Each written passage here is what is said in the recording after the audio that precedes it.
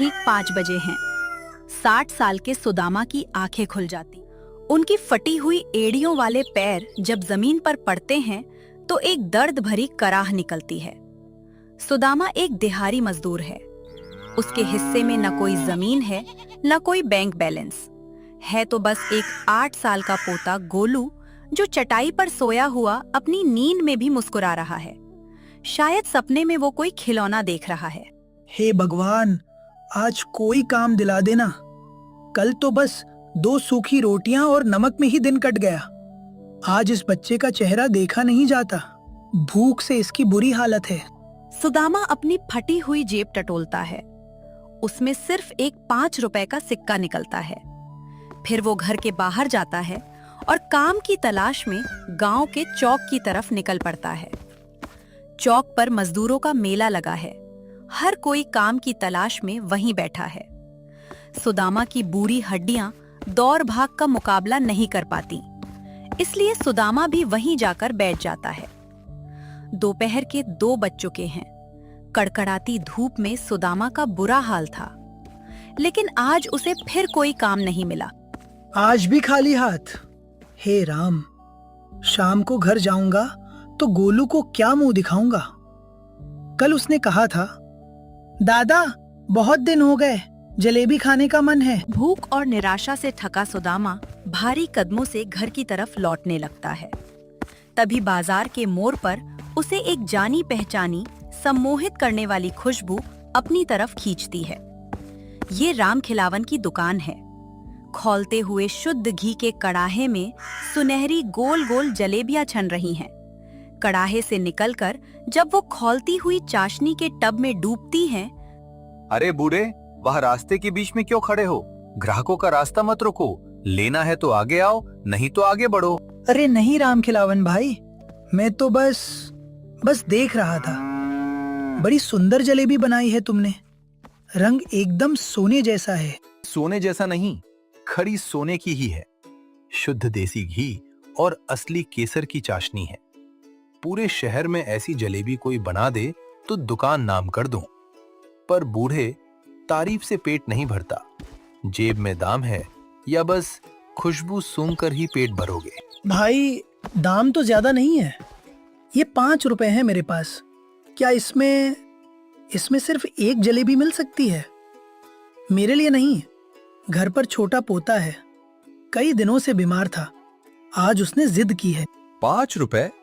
अरे सुदामा, 5 रुपए में तो आज के जमाने में जलेबी का टुकड़ा भी नहीं आता।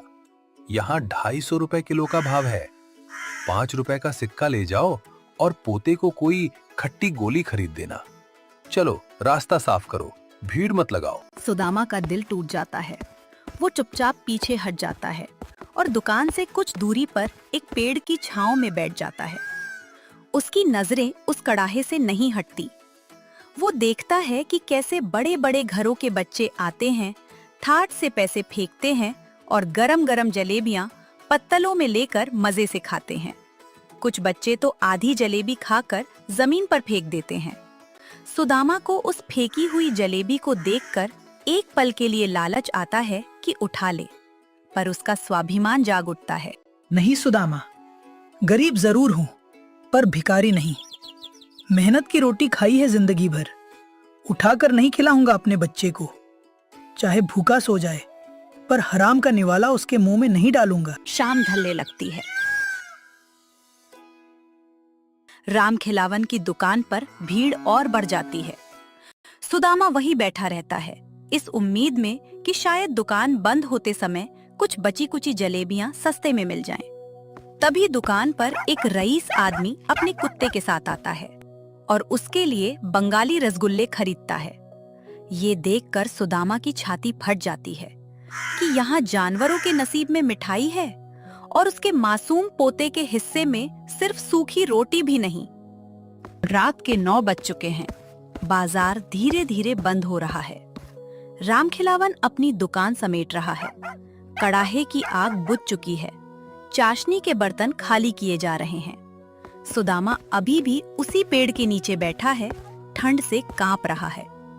राम खिलावन की नजर उस बूढ़े पर पड़ती है जो दोपहर से वहीं बैठा है। राम खिलावन का दिल थोड़ा पसीजता है। वो कड़क मिजाज जरूर है, पर पत्थर दिल नहीं। ओ सुदामा, इधर आ। दोपहर से वहीं भूत की तरह क्यों बैठा है? घर नहीं जाना क्या? तेरी बुढ़िया रास्ता नहीं देख रही होगी। बुढ़िया तो 5 साल पहले ही छोड़कर चली गई राम खिलावन भाई। घर पर बस वो बच्चा है। खाली हाथ जाने की हिम्मत नहीं हो रही। सोच रहा हूं जब वो सो जाएगा तब चुपके से घर में घुस जाऊंगा। जागते हुए जाऊंगा तो जलेबी मांगेगा। देख सुदामा, दुकान का धंधा नियम का पक्का होता है। बिना पैसों के मैं किसी को सामान नहीं देता, क्योंकि लक्ष्मी नाराज हो जाती हैं। पर आज दुकान के काउंटर के नीचे सफाई करते हुए मुझे ये कुछ टूटी हुई जलेबियां मिली हैं, जो छानते वक्त टूट गई थीं। ये बिकने लायक नहीं है। इन्हें मैं फेंकने ही जा रहा था। फेंकने जा रहे थे? हाँ, तो तू ऐसा कर, ये जो तेरा 5 रुपए का सिक्का है ये मुझे दे दे, और ये जो टूटी फूटी जलेबियां हैं इन्हें इस दोने में ले जा।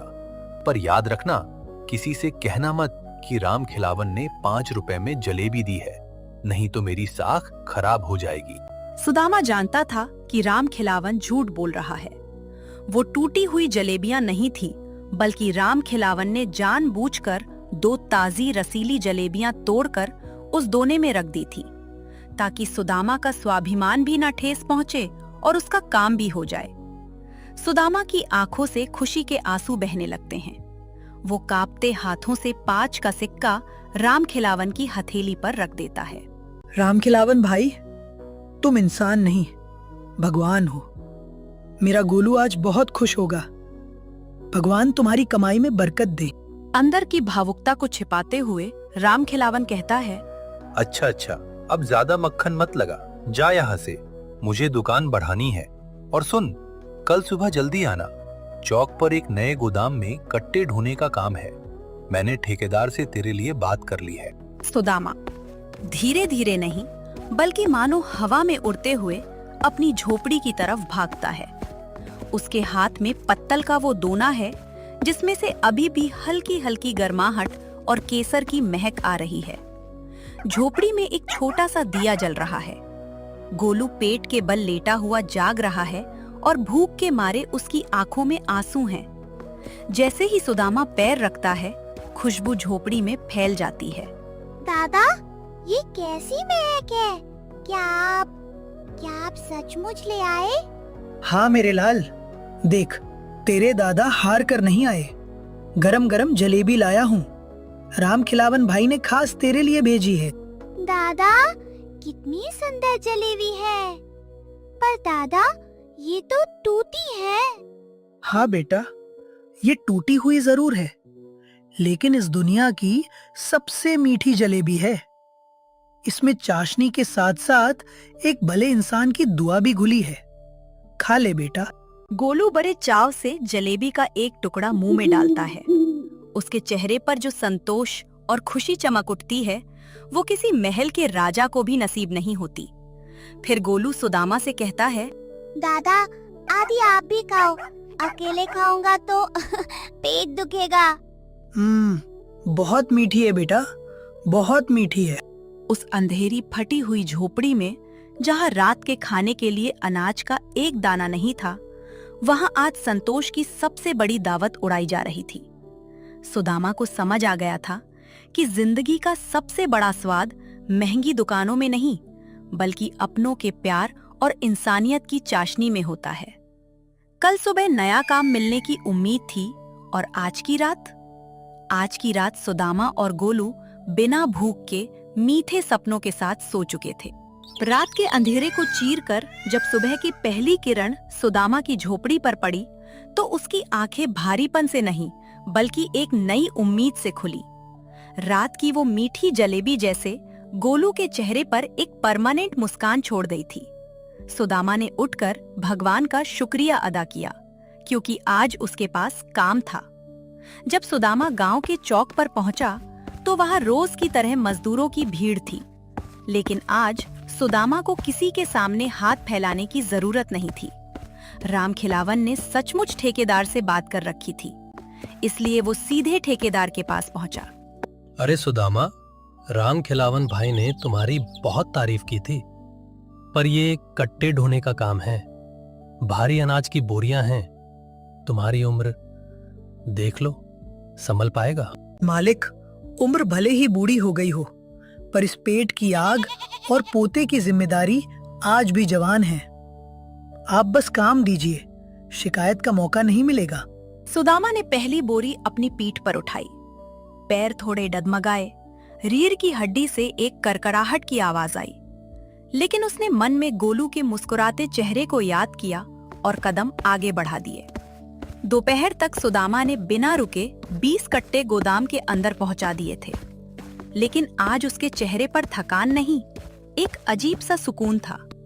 दोपहर को जब ठेकेदार ने उसे उसकी दिहाड़ी के 200 रुपए हाथ में थमाए, तो सुदामा को लगा जैसे उसने कुबेर का खजाना पा लिया हो। काम खत्म करके सुदामा सबसे पहले राम खिलावन की दुकान की तरफ मुड़ा। दुकान पर आज भी वैसी ही भीड़ थी और कड़ाहे से गर्मा गर्म जलेबियां छन रही थीं। सुदामा को आते देख राम खिलावन मुस्कुराया। और कहा, क्यों सुदामा, आज फिर 5 रुपए का सिक्का लाए हो या आज रास्ता बदलने का इरादा है?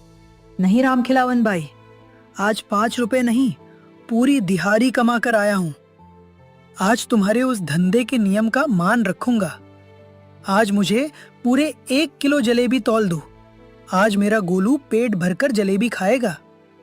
और हाँ, ये टूटी हुई नहीं, एकदम साबुत होनी चाहिए। अरे वाह, आज तो सुदामा राजा बन गया है। ठीक है, तो नियम है। राम खिलावन ने तराजू उठाया और फटाफट 1 किलो शुद्ध देसी घी की जलेबियां तौल दी। लेकिन जब उसने पत्तल का डिब्बा सुदामा को दिया, तो उसका वजन 1 किलो से कहीं ज्यादा था। राम खिलावन ने उसमें चुपके से 2 बड़े बालूशाही भी रख दिए थे। भाई, कल जो तुमने मेरे स्वाभिमान को बचाया, उसका कर्ज तो मैं कभी नहीं चुका पाऊंगा। ये पैसे तो बस तुम्हारी जलेबी के हैं, तुम्हारी इंसानियत की तो कोई कीमत ही नहीं है। अरे जा, अब फिर से भावुक मत हो। कल सुबह भी गोदाम पर काम है, टाइम से पहुंच जाना। और सुन, गोलू को मेरा आशीर्वाद देना। शाम को जब सुदामा झोपड़ी में लौटा, तो उसके एक हाथ में राशन का थैला था और दूसरे हाथ में जलेबी का वो भारी डिब्बा। गोलू दरवाजे पर ही बैठा दादा का इंतजार कर रहा था। जैसे ही उसने दादा को सामान के साथ देखा, वो दौड़कर सुदामा के पास गया। दादा, आज तो आप बहुत सारा सामान लाए हो। क्या आज भी राम खिलावन अंकल की जलेबियां टूट गई थी? नहीं मेरे बच्चे, आज ये जलेबियां टूटी हुई नहीं है। आज तुम्हारे दादा ने दिन भर पसीना बहाकर इन्हें कमाया है। आज हम भिखारी की तरह नहीं, बल्कि मेहनत की कमाई से राजाओं की तरह खाएंगे। उस रात सुदामा की झोपड़ी में सिर्फ जलेबी की खुशबू नहीं थी, बल्कि वहाँ आत्मनिर्भरता और आत्मसम्मान की महक थी। सुदामा ने आज गर्मा गर्म रोटियां बनाई और फिर दोनों ने मिलकर जलेबियों का लुत्फ उठाया। गोलू का पेट भी भर गया था और मन भी। जब दोनों सोने के लिए चटाई पर लेटे, तो सुदामा भी आज गालू के साथ लेटा था। तभी गोलू ने कहा, दादा, बड़े होकर मैं भी आपकी तरह खूब मेहनत करूंगा और आपके लिए सोने जैसी जलेबियां लाऊंगा। झोपड़ी के बाहर घने अंधेरे में भी उन दोनों के भविष्य की राह अब एकदम साफ और रोशन दिखाई दे रही थी।